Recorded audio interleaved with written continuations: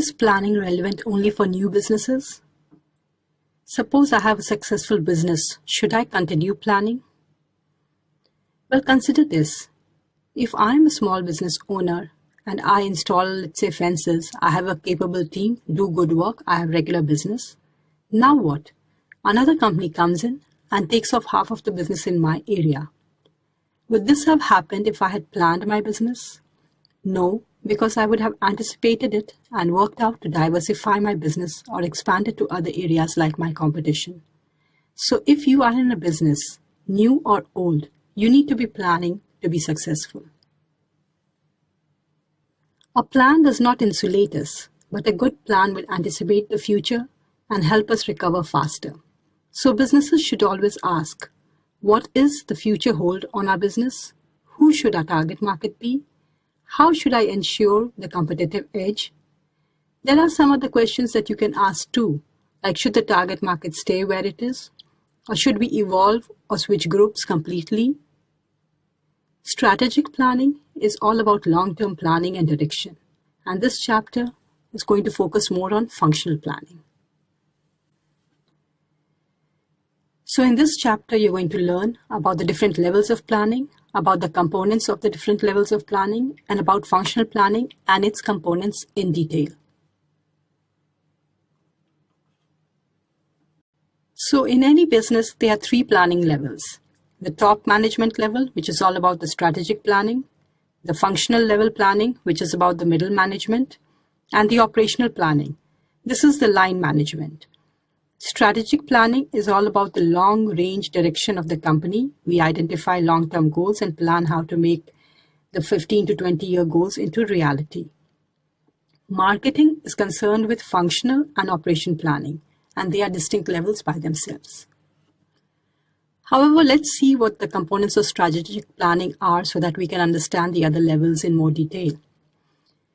Strategic planning is not a marketing part of planning, but it's good to know the elements because as CMOs, we are generally a part of the vision of the company. The mission statement is the first component of strategic planning. It's important because it gives direction to the company. It's generally a 2 or 3 sentence statement. The mission statement may or may not include the vision and values, but they do generally for large corporates.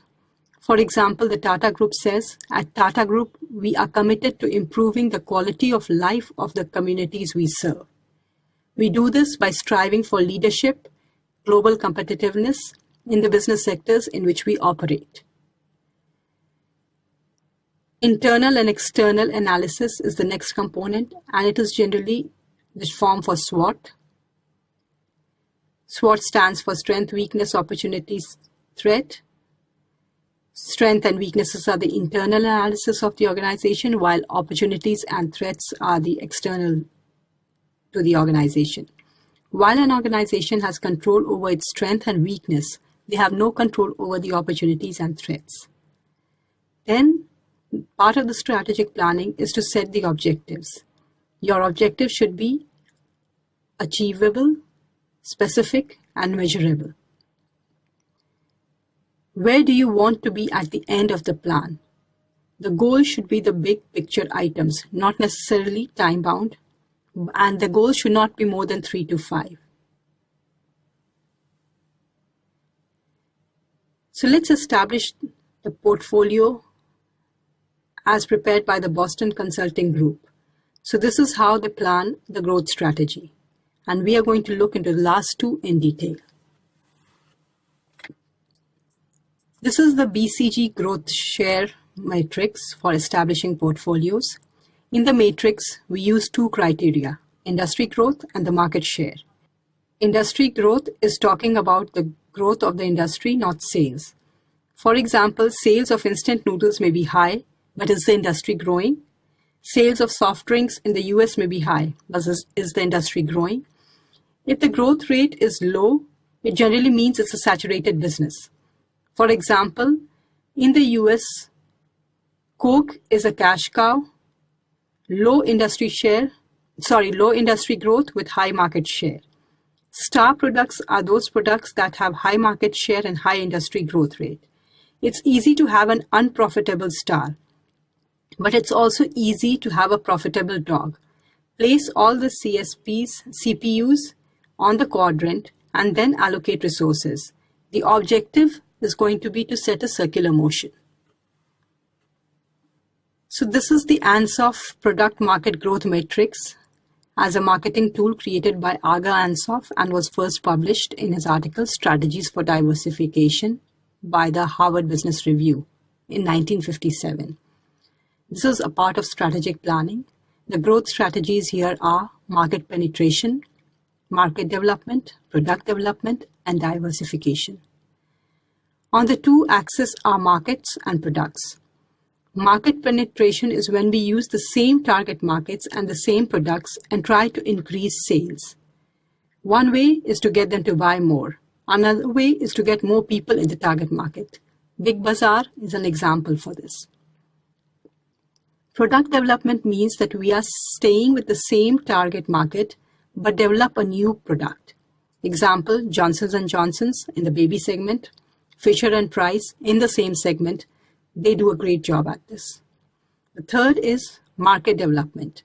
They offer new products to a new target market and introduce, for example, the introduction of diapers in the Indian market. Diversification means you're trying to do something totally new, target new markets and new products. This is the most risky and yet has the highest yield. A good example of this is the Tata brand that evolved from an iron and steel company into retailing via several products like ornaments, Tanishq, eye care, Titan Eye, clothes and groceries, Westside, and much more. The matrix illustrates in particular that the element of risk increases the further the strategy moves away from known quantities, the existing product and the existing market. Thus, product development, requiring ineffective new development and market extension, typically involve a greater risk than penetration and diversification. The diversification strategy stands apart from the other three strategies. The first three strategies are usually pursued with the same technical, financial, and merchandising resources used for the original product line. Diversification usually requires a company to acquire new skills, new techniques, and new facilities. As a result, it almost invariably leads to physical and organizational changes in the structure of the business, which represents a distinct break from the past business experience. For this reason, most traditional marketing activity revolves around increasing marketing penetration rather than diversification. The notion of diversification depends upon the subjective interpretation of new market and new product. And this should reflect the perceptions of the customer rather than the managers. New products tend to create or simulate new markets, and new markets promote product innovation. We now come to functional planning. Marketing is strongly associated with functional planning. Generally, we start off with a situational analysis and set our objectives for marketing. We then start developing marketing strategies by analyzing the target market, using the marketing mix and other proportional channels to develop a brand. And finally, we start creating a marketing plan. After we've created the marketing plan, we work on the implementation plan. And finally, we have the monitor and control plan. As the program is being implemented, we monitor it and we control it like we want it to run. If anything goes wrong, we fix it as soon as we can. Operation planning is again very important because the best of plans can go awry if operations are not well planned. Implementation of operations include the budget planning, the organization handling, and the task assignment. Next comes the controlling planning. It includes measuring the performance, assigning targets, taking corrective action, and doing audits. Within the controlling plan, we have research which examines what succeeded and what did not, and what were the reasons behind it.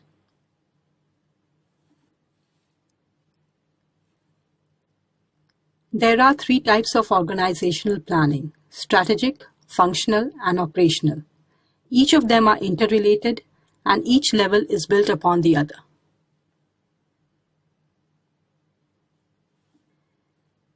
So why do we need a marketing plan? Let's be asking this question again. As discussed, and even in chapter 1 we discussed this, Philip Kotler talked about how companies' vision, mission, and value statements provide direction to marketing. Guy Kawasaki looks for a single sentence to provide the direction. So through the marketing plan, you need to identify the core objectives and the secondary objectives. You also need to make sure that the plan covers the company's business objectives and provides a systematic action overview for success.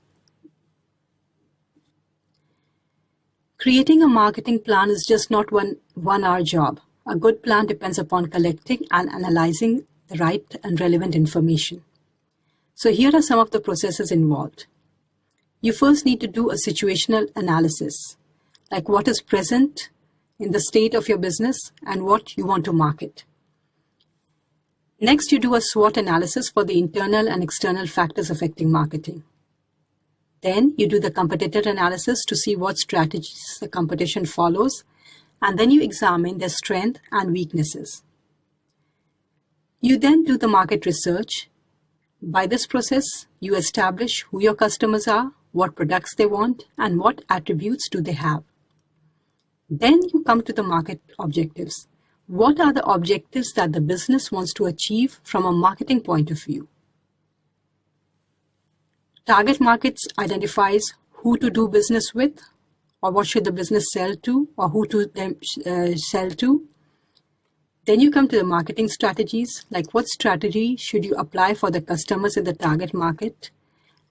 How will the target market know about the product and how will they buy it? Finally, you go through the implementation. We will go through each of these steps in detail.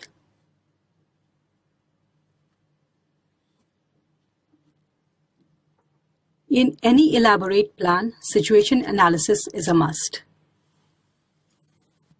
In situation analysis, we analyze the present state of business for the following factors. We see at what stage of the product life cycle the business product is in. We review the current situation. We review the financial status, and we review the competitors. We try and see what is holding the company or the business back. In fact, we review the human resources too. We try and take an honest look, take a look at the corporate culture. Though this may be hard to change, we work on improving that too. There are 4 stages of the product: the establishment stage, the growth, maturity, and decline. The stage of the product determines the planning focus. If the product is at an establishment stage, brand and reliability is the focus of marketing. The pricing has to be lower than competition to gain market foothold. In the growth stage, price per unit is the same, product quality has improved.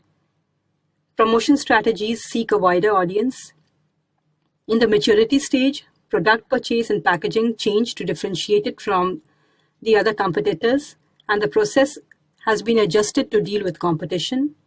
And in the decline stage, product needs rejuvenation, promotions are cut, and there are new and better products introduced. So after this, we come to the SWOT analysis. The point of a SWOT analysis is to help you develop a strong business strategy by making sure you've considered all of your business's strength and weakness, as well as all the opportunity and threats it faces in the marketplace. Strengths and weaknesses are internal to the company. You can think of strengths and weaknesses like reputation, patents, location. You can change with them, or you can change them over time, but not without some work, of course. Opportunities and threats are external. You can think in terms of suppliers, competition, prices. They're out there in the market and they're happening whether you like it or not. You can't change them. So existing businesses use SWOT analysis at any time to assess a changing environment and respond proactively to it. New businesses should use SWOT analysis as a part of their planning process. There is no one-size-fits-all plan for any business, and thinking about your new business in terms of its unique SWOTs will put you on the right track straight away. So SWOT analysis, in short, helps to determine external and internal environmental factors. internal strengths, weaknesses of a business, the external opportunities and threats. To get the most complete objective results, a SWOT analysis is best conducted by a group of people with different perspectives and stakes in your company. Management, sales, even customer service, and even customers all can contribute a valid insight. Moreover, the SWOT analysis process is an opportunity to bring your company together and encourage their participation in and in adherence to your company's resulting strategy. Here's an example of the SWOT analysis. A SWOT analysis is typically conducted using 4-square SWOT analysis template, but you could just make them up as lists. Use the method that makes it easiest for you to organize and understand results. In this analysis, there are other questions that you could ask, but this is just meant to get you started. So let's first deal with the strengths. Strengths are internal positive factors. They are tangible and intangible, internal to your organization. They are well within your control. They answer questions like, what do you do well? Do you have internal resources that are good? Think about the positive attributes of your people, such as their knowledge, background, education, network, reputation, and even skills. Think about the tangible assets of the company, such as capital, credit, existing customers or customers list, even your strong distribution channels, patents, and technology. What are the advantages that you have over your competition? Do you have a strong research and development capability? Is your manufacturing facility good? Try to answer what other positive aspects are internal to your business, add value, or offer the competitive advantage to your business, and note them all down under the strengths section. Weaknesses are internal negative factors. They are aspects of your business that detract from the value you offer or place you at a competitive disadvantage. So you need to enhance these areas in order to compete with your best competitor. Some of the weaknesses that you might like to address are, what are the factors that are within your control that detract you from your ability to maintain a competitive edge? It could be something like budget. What areas need improvement to accomplish your objectives or compete with your strongest competitor? This could be something like skills. What does your business lack? It could be expertise or technology. Does your business have limited resources? Is your business a poor location? Now that you've identified the SWOT, strength and weakness, next we come to the opportunities. Opportunities are external, attractive factors that represents reasons your business is likely to prosper. Some of them questions that go like, what opportunities exist in your market or the environment that you can benefit from? Is the perception of your business positive? Has there been a recent market growth, or have there been other changes in the market that create an opportunity? Is the opportunity ongoing, or is there just a window for it? In other words, how critical is your timing? Lastly, threat.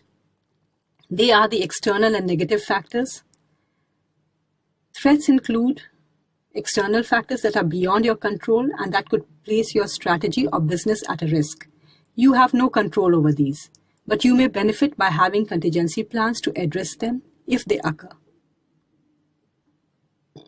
Some of the questions that you can ask are, who are your existing or potential customers or competitors? What factors are beyond your control that could place your business at a risk? Are there any challenges created by unfavorable trends or developments that may lead to deteriorating revenues or profits? What situations might threaten your marketing efforts? Has there been significant change in supplier prices or even the availability of raw materials? What about shifts in consumer behavior, the economy, or even the government regulations? They might reduce your sales. Has a new product or technology been introduced that makes your product, equipment, or services obsolete? One of these examples that I can think of right now is the use of GPS, which has really reduced the number of units being sold because of the availability of online Google Maps or Nokia Maps. Sometimes, instead of a SWOT, businesses focus on microenvironment, which starts with analyzing their own company. All groups in the company, it may be the accounting section, the top management, the HR, they are all a part of the company's microenvironment. So they sit together and decide the strengths and weaknesses of the company. They will have an impact on the marketing department decisions, so that the marketing department should always try to work closely with all the other departments. These businesses often do a SEPTE analysis and the microenvironment analysis. The SEPTE analysis will include the social environment, the economic environment, the political and legal environment, the technical environment, and the environmental environment actually. So together, because these factors affect the business making decisions of a company, you need to do a SEPTE analysis, particularly if you are in the medium or large business scale, or you're making a policy plan for your business. A competitive analysis is a critical part of your company's marketing plan. With this evaluation, you establish what makes your product or service unique, and therefore what attributes you play up in order to attract your target market. Let's see what it's all about. So in this analysis, you find out what are your main competitors, who are your main competitors, who are the customers of your main competitors, what do the customers think of them, what do they charge, how do they position themselves in the market, what is their USP. Competitors give you the best insights. You can do the flowing. You can find out what they're doing by surfing the web and finding websites, surfing the websites for reviews. Use your own competitors or customers to learn what they think of your competitors. When you talk to your customers, you'll find out they are the cheapest and the fastest resource you can get. Another way you can find out about your competitors is website research, which is often illuminating because you know what aspect of the business they are focusing on. You can set up alerts on channels like Google, through Google Alerts, or you can even follow your competitors on Twitter to know their activity. Sometimes businesses have difficulty in identifying who is their exact competition. There may be a number of businesses with a similar product, and the market also may be similar. So find similar companies. Analyze each business using a set of parameters and determine then what sets you apart. Your competition are people who are selling similar products to the similar marketing segment. At times, if you are selling to different segments, they may be your exact competitors. Be aware of your actions, develop an understanding of the market you're participating in, and above all, understand what your customers want before you plunge into competitor analysis. The next step is market research. It includes determining information needs, collecting data from primary and secondary sources, and data analysis and interpretation. Market research also includes the current customer analysis. It'll ask questions like who are they? Are they from a particular geographical area, or are they nationwide or global? What do they buy from you? How much do they spend? What is the lifetime value of the customer? How long do they stay? If you're losing customers, why are you losing the customers? If you have some suppliers, are they your only suppliers? How do your customers find you? What marketing method works best? Are they coming through the website? Are they coming through your television ads? Or are they coming through the brochures or pamphlets? You analyze your customer base, put them into segments. Customer database makes sense because when you segment them, you can conduct your marketing message based on that segment. Use CRM tools.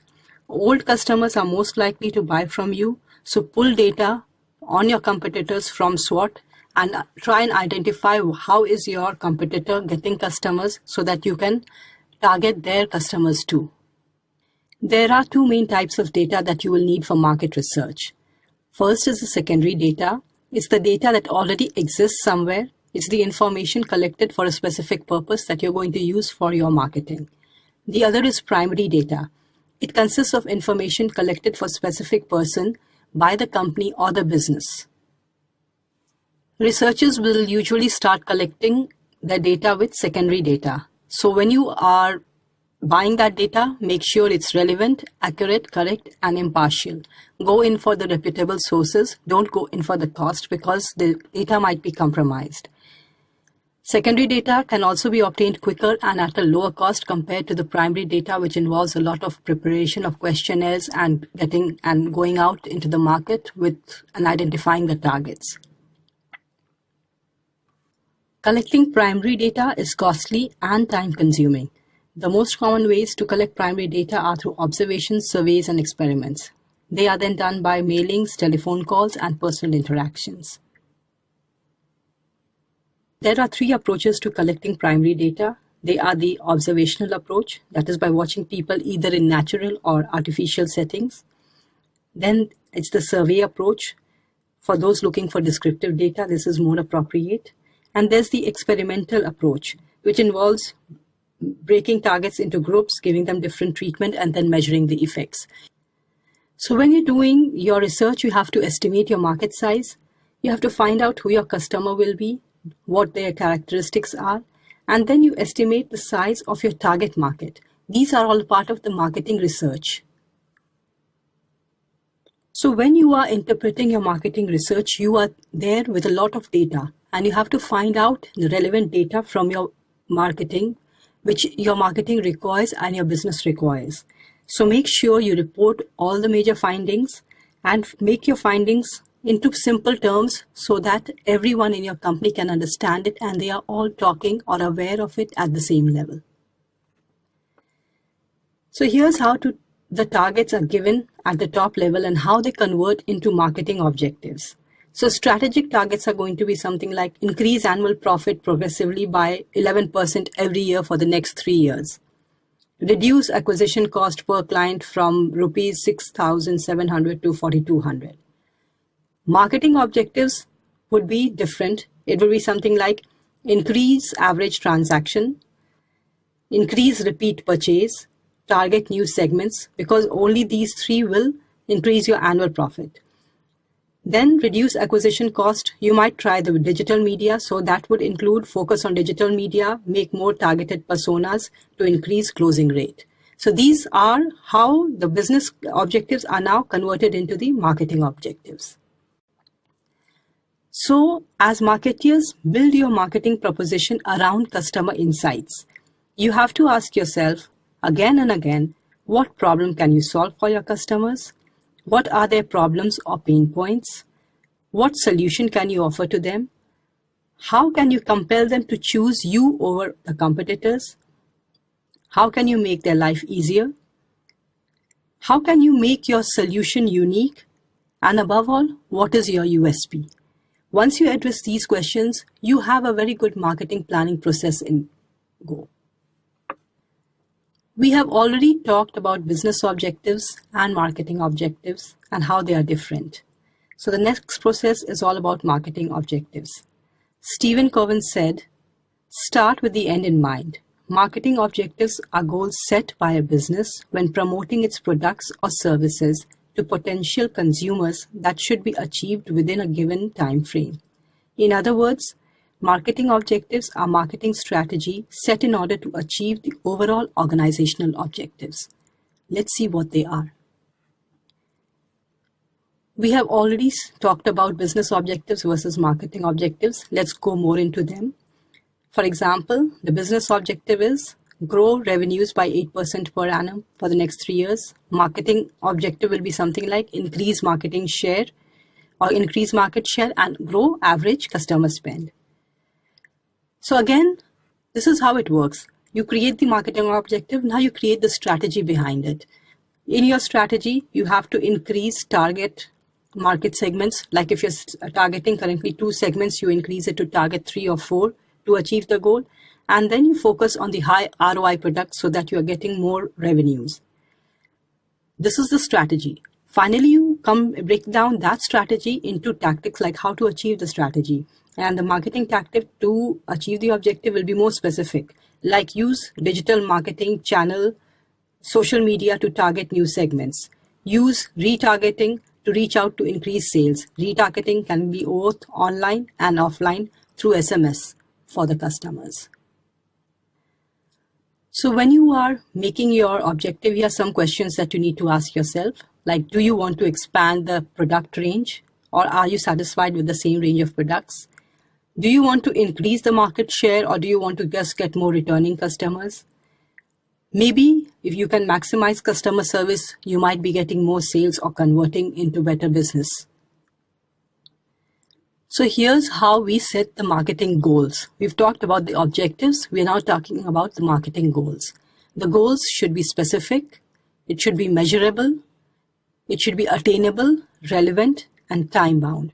For example, if I am setting a goal to increase my market share, I need to specify by how much is the measurables each month or each year-over-year measurement, what time period is it attainable in, how relevant it is to which segment, and what is the time frame in which I am bound to achieve these goals. So some examples of SMART goals would be: convert 20% of leads into new customers, get 25 extra leads a month in 6 months, increase average spend per customer by 5%. So these are very specific goals at a particular segment. So these are examples of the SMART goals. According to Wikipedia, target markets are groups of individuals that are separated by distinguishable and noticeable aspects. In marketing, target market is a very important component. You need to decide, is your target segment business or consumer? This is the first question asked because strategies and planning for both are different.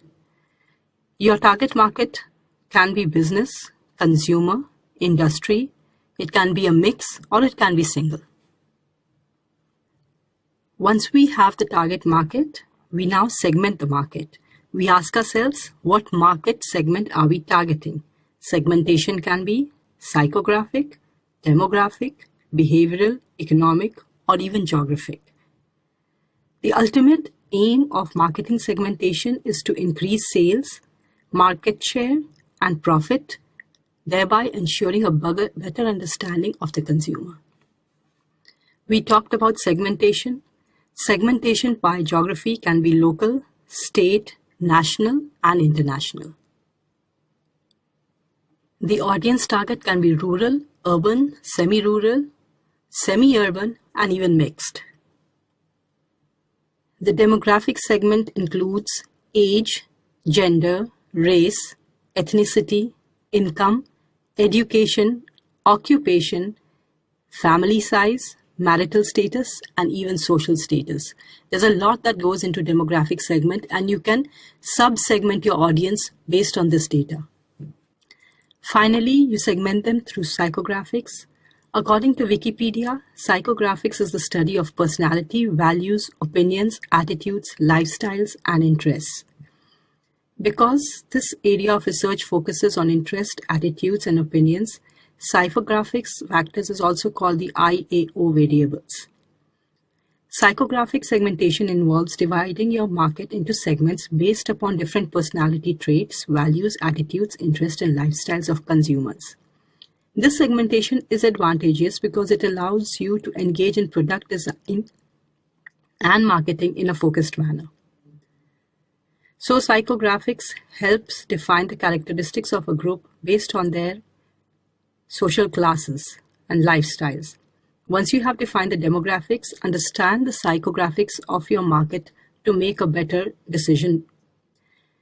One of the most popular ways to determine psychographics is the VAL survey. VAL stands for Value, Attitude, and Lifestyles, and there are plenty of VAL surveys available there. People with similar lifestyles also tend to live in the same zip codes, especially in the newer cities. So again, psychographics can be more targeted and segmentation marketing can be done in a better way. So once we understand the psychographics, we now create persona storyboards.